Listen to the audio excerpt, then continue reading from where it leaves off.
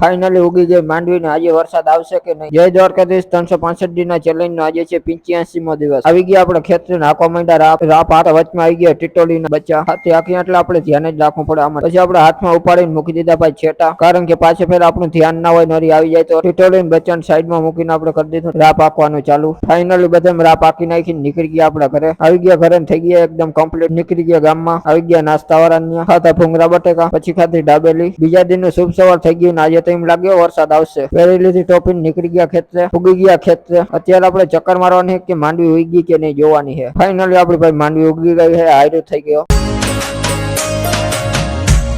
માંડવીમાં ચક્કર મારીને લાગી ગયા આપણે બાંબુ ખોડવામાં, આદા થઈ ગયા બહુ। આજ જ્યાં પડી અહીંયા ભૂકા કાઢી નાખીએ વરસાદ। પછી આપણે નીકળી ગયા, મેં કે ભાઈ વરસાદના છાંટા પડીએ અને બહુ વરસાદ આવીએ ને તો વળી ટ્રેક્ટર નીકળીએ ને બારું ટ્રેક્ટર ને મૂકીને આવી ગયા ને બધા બાંબુ ખોડાઈ ગયા ને વારાય બંધ થઈ ગયા, નીકળી ગયા પાછા આપણે ઘરે। ભાટિયા ગામમાં વરસાદ પડતા સોમવારી બંધ।